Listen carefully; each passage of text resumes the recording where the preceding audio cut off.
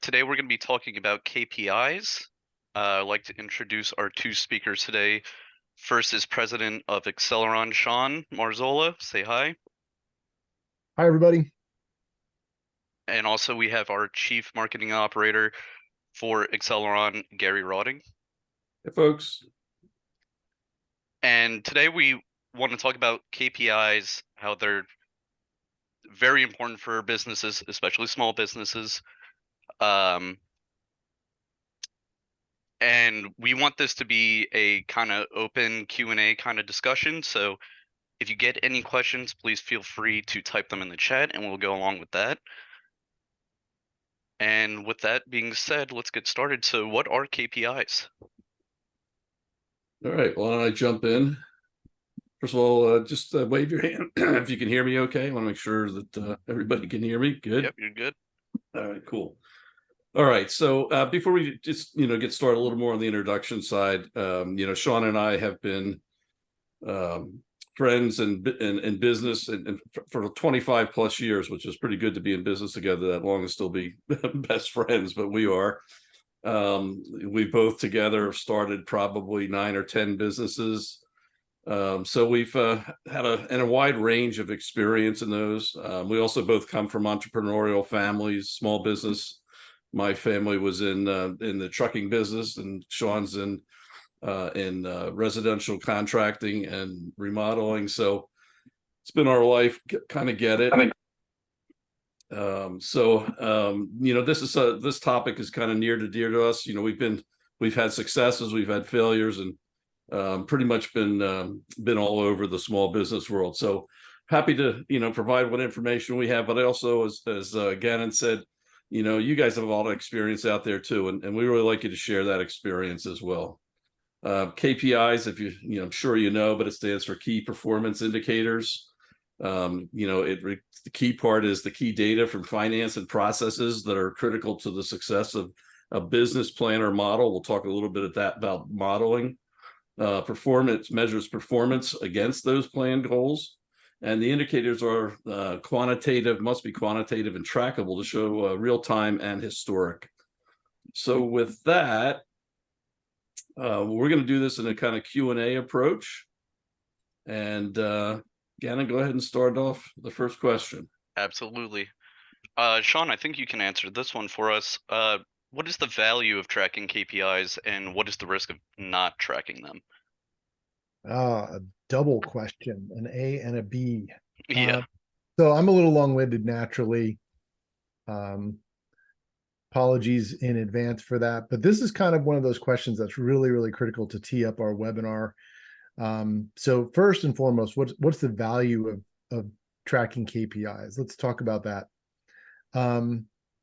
There's really 5 reasons to track KPIs. So monitoring your corporate health, measuring your progress, making adjustments and staying on track, solving problems or taking advantage of opportunities, and then 5, analyzing patterns against time, right? So the beautiful thing about KPIs is you're going to measure them today, but you also should be able to measure them against what happened a year ago or 10 years ago or 5 years ago. And that's really, really helpful. So those are the 5 reasons or 5 ways you'll use them. The value really comes down to whether or not you want to remain steady or grow your business. Doesn't really matter.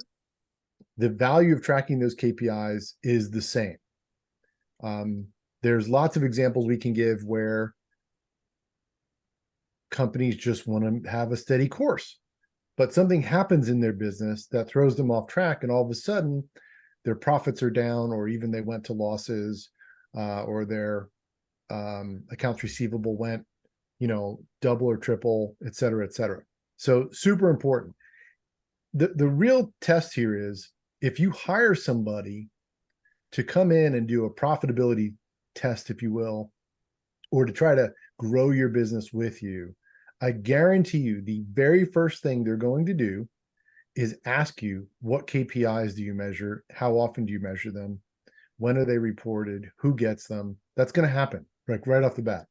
And I know this because both Gary and I have been trained in turning businesses around. And in our business coaching practice at Xceleran, guess what we do? We ask that exact question. So then you might say, okay, well then what's the risk of not tracking them? And that's a really great question. So if you just want to grow steady, or I'm sorry, you just want to maintain steady, you don't necessarily want to grow. The risk then is not maintaining stability, right? Maybe you go downward in profitability for some reason. I've got a great example of that. We've got a client, a plumbing client. It's not a big company. I think maybe I want to say 12 employees in total, something in that area. Owners had the business for a really long time, and they started seeing profitability problems. It went on for quite some time, maybe 3 years. And we brought in a forensic accountant, and guess what they found? The revenue per employee had been dropping a period of almost 7 years. And it eventually led back to their outside accountant had invented, if you will, employees that were not real on the payroll and had stolen about $632,000. Real example. So the risk of not following KPIs or measuring KPIs and following them can be sort of tragic like that. Now they have a good story in the end because they figured it out and turned it around, and that money's been in the process of paying back. But that can be the risk. Now that's sort of, a pretty extreme example, but examples of the extreme nature are really helpful in explaining, what can happen when there's downside risk. So I think there's other things I could add here, but in the spirit of keeping the flow going, do we want to go on to the next question? Definitely can. All right, so for the next question, Gary, if you want to answer this, what's more important for a small business, financial KPIs or operational KPIs? Oh, wow. Well, this is probably one of those questions that Sean and I will differ a little bit on. But here's the thing about small business and business in general, but especially small business. Cash flow is king, and the main thing that I think that what I want to track is how's my cash flow, and then the next part of that is the blind spot, and that is the operations, right? And too often we really don't understand as a business our business model. That is, what is the path to net revenue and net profit? What are your ratios? What do they need to be? And then what are the key items in that process? I'm sorry. We just have to mute somebody. Yeah, hold on. Remind everyone to stay muted, please. Thank you. Sorry about that. So to me, I like, our company, our software, we really focus a lot on service businesses, anything from professional services to trade services and everything in between, right? And for them, a lot of the key indices are really going to be those business operations that are key to revenue, and making sure they understand what their direct costs are associated with it, and making sure that their overhead and expenses don't get hit. Things like tracking things like revenue per employee. We have sometimes a tendency to track our results based on how many employees we have, not how much we're making per employee. So right sizing, that kind of thing. So I guess that's a long-winded answer to say, and I think you definitely need some basic financial indicators. And over here, you still see my screen? Yes. Yeah. So over here is our dashboard for Xceleran Central, our where we show our KPIs, and what at the top of those we have financial ratios, and we basically track cash flow, which is quick ratio. We can talk more about that later. Revenue per employee, and then your gross margins and your profit margins. So to me, that's the minimum you can do on a financial basis. And then we have a whole list of operational things that can be tracked that, again, apply more to service businesses, but all those then feed into it. So I think operations and having the right business model then tracks to good, revenue financial KPIs. So to answer your question, I say operations, but Sean, you probably differ with that. I don't know that we differ. I just think we naturally gravitate to one or the other, right? So I naturally gravitate toward the financial, and Gary naturally gravitates toward the operational KPIs. But both I think, are really important to allowing management or ownership to understand what's happening in their business. I'd even say they're super important, right? And they're tied to each other too, right? So if you take a look at this dashboard here, this particular one has appointment requests and appointments created. Well, you can tie this directly to revenue, right? Which is a financial KPI, but you don't get that financial KPI unless you have this operational KPI. So I think they're equally important.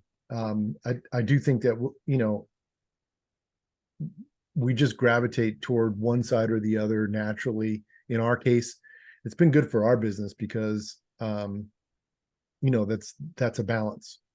So I guess I might say you should seek the balance of both in your company. Right. That kind of ties into our next question of how do you decide what metrics are the most important to a business's success? Yeah, that's a good question, and it's going to take both Gary and I to answer it, because it really involves what your business model is, and then what if you have a business that has some history, what's been successful in the past, right? So if you know what's been successful in the past, that's part of how you decide. But your business model will also dictate some of that. And I think that Garrett probably will agree with that part, for sure. Yeah, absolutely. I mean, look, if I had a secret sauce in my success or my career, it's been in business modeling. It really, at one point in time, I started a telecommunications company that we ultimately took public on NASDAQ, very successful. Now is owned by Verizon. But, the business, I created the business model for that business, which eventually had, 5,000 plus employees. And the business model was very complex, right? It was just a very, very, very complex algorithm that had to be put together. But it was successful. But I can also tell you that we don't need it to be really complex. That one was complex just because of all the different components to it. But you need to model out your business, because that's the only way you're going to know what it's going to take to get you, to your goals. And so to me, that's how you start. You start by a simple business model, and basically that's based on your experience. It doesn't need to be anything elaborate. It's like I need to, if I'm selling widgets, I need to know what I have to sell it for to make X amount of gross profit. I need to know how much my overhead and expenses can be. And I can tell you, it's a heck of a lot easier to start a business today than it was, when I did the telecommunications business. I mean, between Sean and I, we've probably raised over $100 million at least in venture capital. And, I'd say 80% of that went to, overhead and expenses, as opposed to actually, creating the model. Now, today it's totally changed. I mean, things that we used to spend, we don't have bricks and mortar anymore. You don't have expensive telephone systems, and you don't have all that stuff. So the business modeling, gets to be easier, but it is where you're going to build your metrics from. So, that's just something that, and by the way, that's something we can help people with if they want to get into business modeling. That's part of our coaching as well. Yeah, definitely. Yeah, and whenever we do our own modeling internally, Gary always leads that. So we can really help if you do need help in that area, but that is definitely how you decide on your KPIs. I think is an interesting question in the chat. Can we address it quick? Yes, okay? Absolutely. Yeah. So William Papp says, to me, the operational KPIs drive the financial KPIs. Unfortunately, Man. yeah, exactly. Small businesses seldom have their operational data clean enough to create good KPIs. So it's a good point you make, but that can be totally corrected in software and automated so that it's not so troublesome. Now, that then also speaks to building a culture in your business around KPIs so that you can have data that's, at least close enough, if not highly accurate. Garrett, don't you think that the software itself drives the operational data for the KPIs? Yeah, it does. And I think if I'm not mistaken, our next question is kind of around that. Gannon, isn't that the next question? Yeah, so the next question is how do you capture and present the data? Yeah.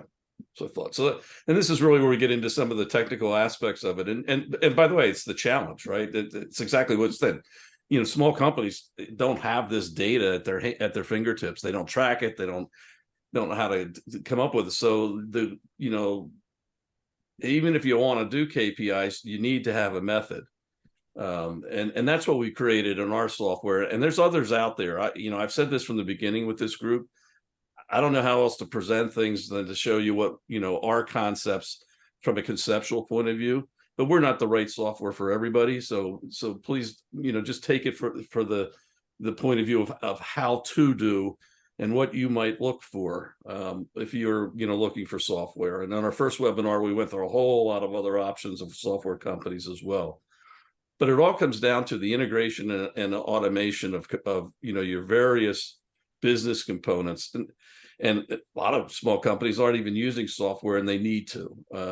In our case, we basically have 3 places we pull software, we pull data into our KPI. So the obvious one is QuickBooks Online, right? So QuickBooks Online, is your bookkeeping software, if you will. So that's one database. The other database comes from all the service work that's being done.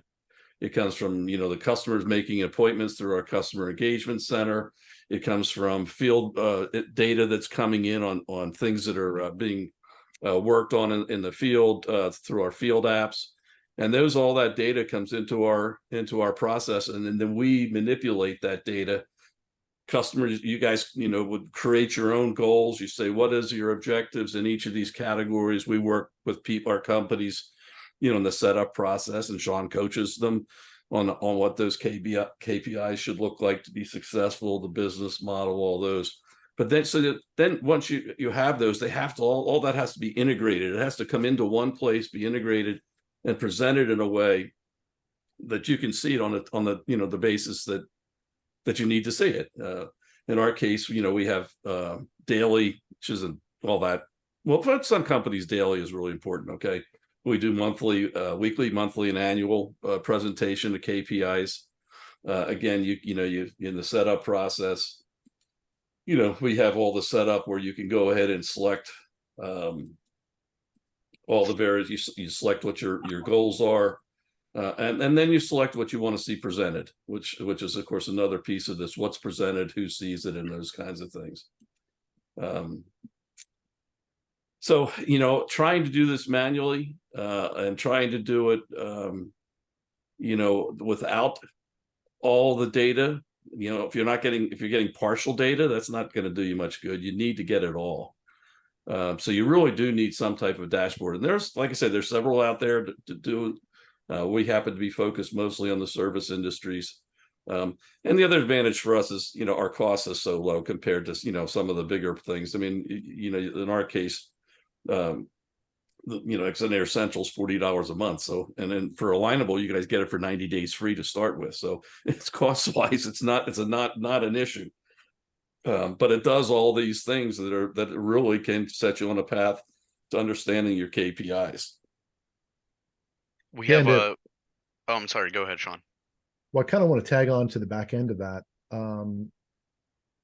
What can you compare that to, right? So we had a couple of years ago, we had a construction company business coaching engagement. It was sort of a long-term engagement, and it was a fairly sizable company. It wasn't small, they probably got up to about 30 million a year. And we did not have this kind of automation. And it was really difficult. I ended up having to spend about 100,000 a year on employees who all they did was measure KPIs daily, weekly, and monthly for the company so that management could keep adjusting. So that should put it in perspective a little bit in terms of, what some of the prices to get into KPI measurement could look like. In our case, it's unbelievable. You will not probably find it cheaper. I'm a little bit more shameless than Gary, so I'll just say that straight up. You will not find a better deal than this. This is really great. So then that goes to the question, I think that's in chat. Are you saying you need more than one list of KPIs for your business? And what software do you recommend we use to create KPIs? So I think for the second part of the question, I'm going to go with you should use ours if it works well for you. But you should just find something that does work for you, whether it's ours or not, in the more serious tone there. And just to add to that, Sean, that if you're in the service business, again, shameless, there's nothing like what we have, and nothing that's better. So, but if you're not, one of the things you can do is just go out and Google KPI for whatever your industry is, and they'll come up with some things. And some of them are kind of you self-create. There's Docom, I think, is the name of one that's kind of you kind of self-create. It's not an easy thing to do, and from a technical point of view, here's why. You're basically gathering data from other pieces of software, and you're doing it through what are called APIs. And APIs are like little doorways into their software. And you got to go knock on the door. They decide if they know you or not, and if they know you, they'll let you in. And depending upon how well they know you, decide which portions of the software you get to. And then on your way out the door, they're going to frisk you and make sure you haven't taken anything else. And then you come back in, and then the same thing comes back when you want to get back in. Mom says, wait a minute, let me check you over first. So all this stuff goes on, and it's all done in the cloud, and it's all whatever. So it's not easy. We've been fortunate to have a long-term relationship with Intuit. Been a development partner with them, and have had KPIs, been using their APIs to interact with their software since 2015, I think. So for us at least, and we do it for them for other companies too. So that's the challenge. But there are, if you go out and Google, if you're in an industry other than ours, you will find some people that do some level of KPIs. And your question about, do you need more than one list? Well, the reality is, depending upon, again, your business, you may need KPIs for different things. So, like in ours, we have financial KPIs, we have sales-based KPIs, we have service performance, how many jobs are sent out, how many are worked. So we have different levels of KPIs that relate to the service industry. We can also do custom work. If you came to us and said, well, we'd like you to do this, for us, well, we could do that. I will tell you that that becomes then an issue of, what you need done and how much time it takes. And, is it a one-off, or is it a franchise type thing, or whatever? But we can do those kinds of things as well. Yeah, it's good points. And for both William and Monica, thank you. Those are great questions. Keep them coming. For the meantime, I want to ask a question. All right. With KPIs, I mean, it's a lot of information. Who should really be seeing this information? So that's a great question. We've got a business coaching client right now where the CEO was insistent that there be a lot more transparency and everything in the company amongst the senior team. And I was not thrilled with that thought, because on the financial side of KPIs, that is not an everyone thing. Not everyone has the stomach for all the financial KPIs. That's just reality. Some people are much better at executing. than they are with analyzing, and financial usually is analyzing. And it can, to use just really common language, it can freak people out. So on the financial side, I would say definitely not everyone. And I've got an example of that just came up this morning. So after almost 2 years of this experiment, the CEO calls me this morning and said, "Hey, I want to stop everyone from getting all this information." I said, "You mean like I said in the beginning?" And he said, "Yeah, exactly like that." So on the financial side, that's an easier one to answer. Why don't you take operational, Gare? Yeah, well, and I actually, tend to believe that on an operational side, almost everyone, and for a couple reasons, this KPIs can be very motivational, right? That's what, it's not just information, but it can be motivational. So if you have people in sales and they see their little dials not at a, is low and they're not performing, that's motivational. Can also be celebratory, whatever. So operations can be, but I will tell you that here's, again, the self-promotion here. We provide in Xceleran Centrals the command and control for all the software components. That's those boxes at the top. They're all different pieces of software. So we control who has access to them. We also control what people see on the dashboard. So, you don't have to have everyone seeing everything. You can have when you log in, you see everything. You can have it such that when, Sean logs in, he just sees the operational KPIs, or he sees just a subset of the operational KPIs. We also, just because of user interface, only show 6, but we have a lot more KPIs that are measured. So there's also those results are in the results tab, but they're not all shown. And you can decide, on different months, which KPIs, you might want to show, just because different things are happening. So I think it's, I definitely agree with Sean with the finance. The finance ones are the sensitive. That's why they're separate. That's on or off. And for the most part, I think just certain people should see those. I'm inclined on operational level. Everyone should see them. But again, you can control that too. Yeah, and I think, what do you do with it after you decide who gets everything, right? One of the things we talked about earlier, and I'm very, very big on this, is to weave those KPIs, the measurement thereof, the shifting, pivoting, based on what the data is telling you within your business, to weave that into your corporate culture.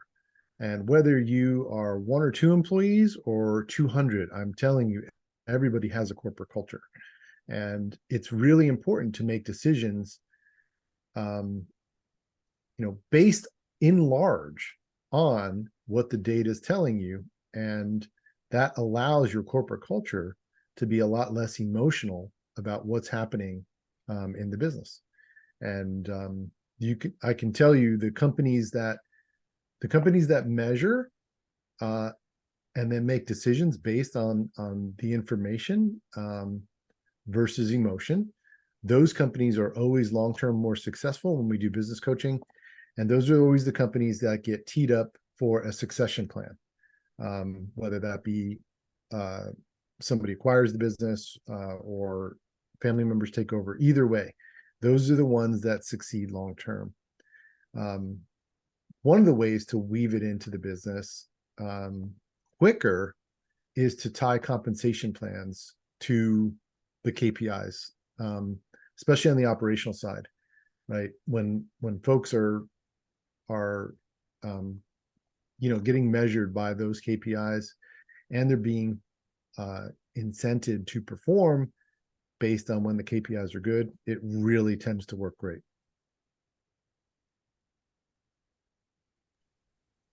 And one of the things while we have a little more time, I thought I mentioned earlier, maybe going through the financial ratios and just the 4 that we highlight and talk about them a little bit in terms of their value. And we use quick ratio, which is basically, your current assets, like your cash on hand and your receivables versus your short-term liabilities, your payables. So it's a measure of the ability to stay healthy for a period of time. And I would suggest to you that, especially as we're going into leaner times, you pay a real close attention to that KPI, because you may need to, survive for 3 months, 4 months with less than perfect revenues and that kind of thing. So most, small business should have a quick ratio of around 3 to 1. So, 3 times your cash, short-term versus short-term payables. So that's one. Sean, you want to talk about revenue per employee a bit? Yeah, revenue per employee is one of my favorite.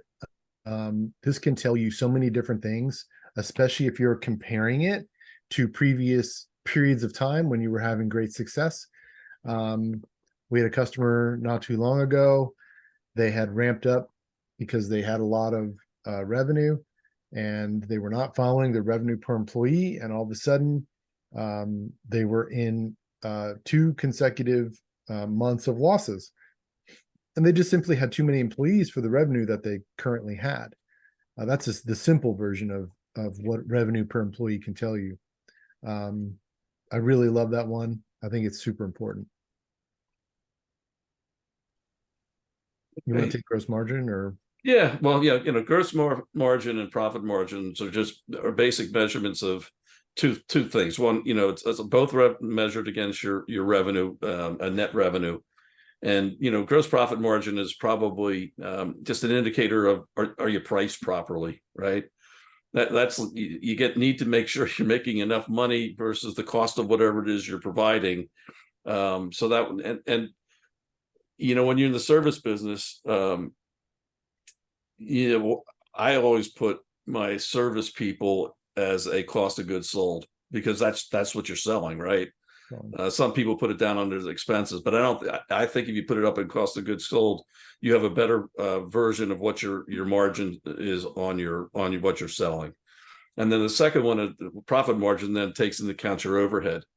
And I think that, again, I think we tend to be overheaded, if you will, and that's a good way to measure, determine, what you when you have to start looking at your expenses and saying, I got to cut back on things. So one is, how do I either raise my prices or bring down my cost of providing my goods? And the other is, do I need to do something about my expenses, my overhead expenses? Gross margins probably on the financial side, probably my second favorite. It's probably tied actually for first. I really think measuring your gross profit in small and wider increments of time is really, really critical to making sure that your business is on track to hit the profitability numbers that you're accustomed to. And then if you're in growth mode, it's really important to make sure that you're not growing solely by price discounts, right? Because that can obviously affect your gross margin. There's almost always a plan for growth, and it does sometimes include price discounts, oftentimes even, or being more aggressive. However, you still have to maintain a certain profit margin, gross margin, in order to hit your profit margin. And you'll be able to tell, let's say your plan is to, as you're growing, well, we'll buy cheaper, and that's how we'll maintain our gross margin. Well, how do you know that's happening at the rate that it needs to happen in order to remain profitable for your growth plan? So again, whether it's staying steady or trying to grow the business, that's a good one. That really is good. Hey, Fred, thanks for that comment. I'm glad to see that you've experienced some of that. That's awesome. So, yeah. Okay, thank you. Yeah. Do you have any other questions, Fred? Not really. We did a lot of call reporting. Was CRM house hosted facility for telecom products, and I remember that being built in R&D. We were open source house, and it was the early 2000s, and they focused in on call quality and not so much in the content, but that was also important. The whole environment was quite complex. I enjoyed it very, very much. Thank you. That's great. Thanks Thanks. for those comments. Yeah, and if anybody else has any questions, I mean, feel free at this point if you want to ask in person on mute, type in the chat if you want. Yeah, we got a couple more minutes allotted, but we can always take it. But we really love them. We have quite a good number of people here, so feel free to jump in and questions or comments. We'd love to hear your experiences as well, like Fred. I could fill in while we wait on a question. One of the things in the first question that came up was, what are the risks to not tracking KPIs? Sort of one of the offshoots there, I want to talk a little bit about succession plans. Often our business coaching practice has a lot to do with what people want to ultimately do with their businesses, right? You can't run the business forever by yourself. At some point, we all get to the point where we want to retire or move on. And the only way to do that really is, you could close the business down. You could get the business sold, or possibly leave it to family in a different kind of sale, right? We're still maybe getting income from it. So the businesses that get the most in their succession plan are the ones who know their KPIs. It's part of their corporate culture, and that becomes demonstrable through the due diligence process when they are being sold. That is always the case. So if you are trying to build value in your business, even if you're just want to remain stable, the value of that business comes from knowing the business. And we see this all the time with our business coaching practice. And you have CEOs or owners that didn't really know what their KPIs were when we start. And by the end, they can rattle them off because they're looking at them every day. It becomes addictive for them. And then that ultimately leads to the value of their business, which they eventually get to realize in the sale of the business. So it's pretty exciting. And when you know that that's ultimately the pot of gold at the end of the rainbow, so to speak, it's a lot easier to get into this.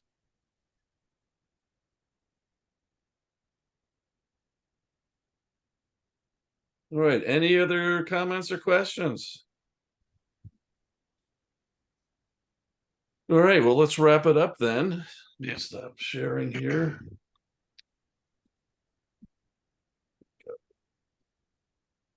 Again, really nice turnout. Thank you so much for that. This is our third or fourth webinar. Going to keep going. We've had a request to actually just do a demo type webinar of our software. So we'll probably do that in the next few weeks. Would love to have especially all you folks that are in the service industries join us for that. I also ask all of you anything you want us to explore and to present on. That will be great. We're here to do the work for you, and come up with any type of presentations you guys want to do. And if any one of you wants to do something, let us know. We're love to have other people presenting. Fred, you have a question? Yeah, hi again. Do you have a consulting services branch where you actually scope the project and implement it and test it and maintain it? Sean, I got was I'm not- fuzzy. Could you Yep. repeat the question, Fred? You're a little fuzzy. Oh, do you partner with consulting firms? Do we partner with them? Do you partner with Yes, absolutely. Yeah. We have affiliate agreements that we do all the time with different kinds of entities for a variety of our services. Absolutely. Not do it internally. Well, we do consulting internally. Absolutely. Also, business coaching. We have a business coaching practice. I tend to lead that. We do have some partners in that business coaching practice as well. Depending on what needs to be done in the business, we'll determine, what's the right fit, one of our partners or our own team here organically. Yeah, you do it based on the IT methodology. Well, we have actually, if it's an IT methodology kind of engagement, we would probably use one of our partners for that, who has a specific expertise as a fractional CIO. What you want? I was brought up on PMBOK. That's why I asked. Yeah, great questions. Thank you, sir. I'll check it out. Yeah, I'd like to get on. Okay, Also, folks, just don't want forget to. Oh, go ahead. Go I'm ahead. sorry. I just want to Say say what I was going to say. Go ahead. yeah, I just so everybody knows, I linked our Alignable deal in the chat. Just a little self promotion. If you're interested in any of our products, it's a great deal. You can also schedule a demo with us. It's completely free. Just need your email address. We can have a about 30-minute demo. Talk to you one-on-one if you're interested. We also encourage you to keep asking questions in the Xceleran Alignable group. So please, if you're not joined already, feel free to join. Stay in the loop with us, and yeah, that's all I got. Right. Anything else? All right, guys. Thank you so much. Thanks, everybody. Take Have care, a great everyone. day. Take care.